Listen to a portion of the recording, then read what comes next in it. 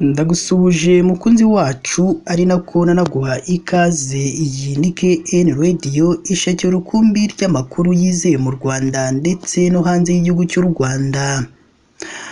Henshi hagiye hatandukanye, haba mu bitangazamakuru byandikirwa mu Rwanda ndetse n'imbuga nkoranyambaga zo mu Rwanda, bakomeje kugarukwaho n'urupfu ruteye ubwoba, urupfu rubabaje rubereye mu karere ka Rutsiro. Ni nyuma y'aho umugabo wari ufite imyaka 34 y'amavuko yishe umugore we amwicishije ifuni mu mutwe, maze amukubita ifuni mu mutwe, umutwe arawumenagura, ubundi arawujanjagura. Ibikomeje kugenda bigarukwaho n'abantu benshi cyane hirya no hino mu gihugu cy'u Rwanda. Mbese uyu muryango cyangwa uyu mugabo n'umugore bari bapfuye iki cyatumye bamburana ubuzima? Mbese kuri ubu abaturage, inzego z'umutekano zaba zatangaje iki nyuma yo kubona uyu mugabo yishe umugore we amukubise ifuni mu mutwe, maze umutwe akawumenagura?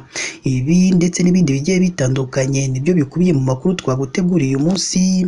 Icyakora icyo tugusaba ni kimwe gusa, ni ukwareba munsi y'iyi nkuru urabona ijambo subscribe cyangwa se abone, utukandaho n'akazugira kaza nako ntugasige, nako uhita ugakandaho. Icyo gihe uzaba ushimangiye yuko ugiye kujya uba uwa mbere mu kubona amakuru meza tugenda tubagezaho hano kuri KN Radio.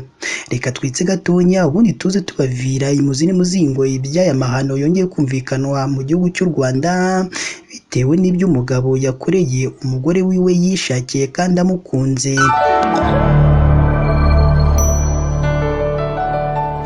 Reka nongere mbaye ikaze bakunzi ba KN Radio, aho tubagezaho amakuru aba arimo aragenda avugirwa mu gihugu cy'u Rwanda ndetse no hanze y'igihugu cy'u Rwanda. Benshi hirya no hino mu gihugu cy'u Rwanda bakomeje kugarukwaho ku rupfu rubabaje, urupfu ruteye ubwoba rwongeye kumvikana mu karere ka Rutsiro, nyuma y'aho umugabo yishe umugore we amukubise ifuni mu mutwe, maze umutwe akawumenagura. Ibikomeje kugenda bibabaza bagiye batandukanye hirya no hino mu gihugu cy'u Rwanda ndetse n'abatuye mu karere ka Rutsiro, bitewe n'ibyo umugabo yakoreye umugore wiwe, maze benshi bagenda batangaho ibitekerezo bavuga ko uyu mugabo agomba guhanwa bikomeye, cyangwa umunsi umwe bazaba bagiye cyangwa umunsi umwe azaba agiye gushinjwa kino cyaha yakoze, azaza akaburana imbere y'imbaga y'abaturage ngo kugira ngo abisobanure uko yabigenje, kugira ngo n'abari bafite uwo mugambi nabo bahise bahabwa isomo rikomeye. Abandi nabo bakavuga ko uyu mugabo agomba gukatirwa igihano cy'urupfu ngo cyangwa akakatirwa burundu, ngo kuko ibyo yakoze birababaje kandi biteye agahinda. Iyi nkuru y'incamugongo, iyi nkuru ikomeje kubabaza abagiye batandukanye bo hirya no hino mu gihugu cy'u Rwanda, yabaye ku mugore witwa Munezero w'imyaka 24 y'amavuko, aho umugabo witwa Muhawenimana Claude w'imyaka 34 wo mu mudugudu wa Rukera, akagari ka Kageyo, mu murenge wa Mukura, akarere ka Rutsiro, yatawe muri yombi akekwaho kwica uwo mugore w'imyaka 24 y'amavuko amukubise ifuni mu mutwe, maze umutwe akawumenagura. Ibikomeje kugenda bigarukwaho n'abantu benshi cyane bagiye batandukanye bo hirya no hino mu gihugu cy'u Rwanda, bavuga ko ubugome mu Rwanda butazigera bucika, bitewe no kubona uwo mugabo akubita ifuni umugore wiwe mu mutwe. Bamwe mu baturage bari baturanye n'uyu muryango wagaragayeho aya mahano bavuga ko aba bombi bari babonaga mu buryo butemewe n'amategeko, ngo kuko ntabwo bigeze basezerana, ngo kuri ubu bari bafitanye abana babiri, bakaba bahoranaga mu makimbirane y'urudaca, umugore ashinja umugabo we kumuca inyuma, ubusinzi bukabije no kwaya umutungo w'urugo akawujyana mu ndaya.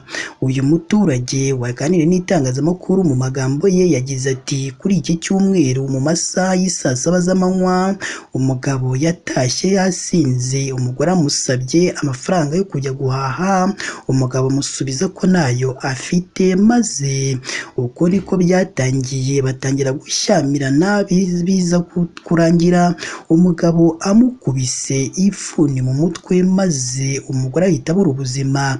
Uyu watanze amakuru yakomeje agira ati, bahise batangira gushyamirana, umugabo atangira kumuhondagura kuko atari yakiriye bidatinze umugore yahise asohoka yiruka, umugabo amwirukaho n'ifuni inyuma. Bageze nko muri metero 20 umugabo arayimukubita, umugore ahita yikubita hasi uko ahita abura ubuzima.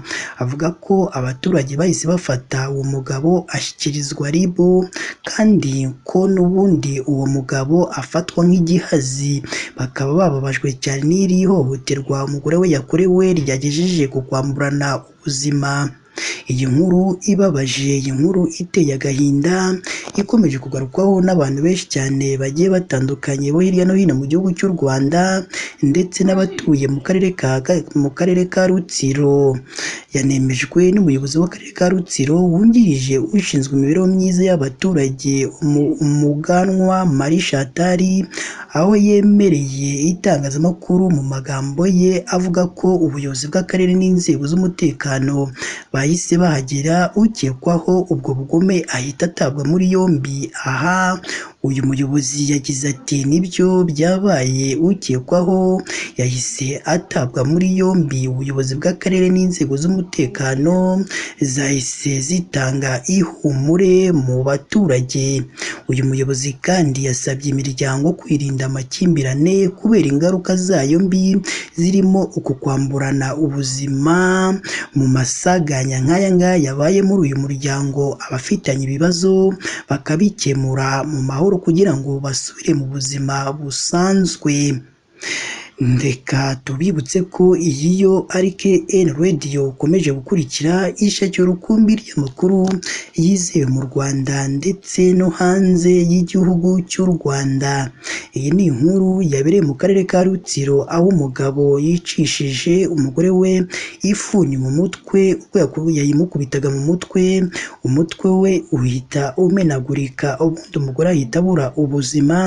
Ibikomeje kugenda bibabaza abagiye batandukanye bo hirya no hino mu gihugu cy'u Rwanda ndetse n'abatuye muri aka karere ka Rutsiro, aho barimo barasabira uyu mugabo wishe umugore we amukubise ifuni ko nawe agomba guhanwa bikomeye cyangwa bakamushyiraho igihano cy'urupfu cyangwa igifungo cya burundu.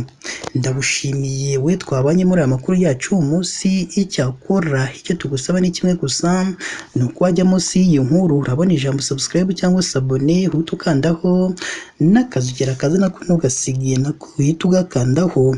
Icyo gihe uzaba ushimangiye yuko ugiye kujya uba uwa mbere mu kubona amakuru ndetse n'ibiganiro tugenda dutambutsa hano kuri KN Radio. Mu gihe kandi umaze kumva ibyo byose byatangirwa ibitekerezo, maze uhita igitekerezo cyawe, haba ari igishima ibyo dukora ndetse n'ikitugira inama y'ibyo twazahinduramo mu makuru tugenda tubagezaho hano kuri KN Radio.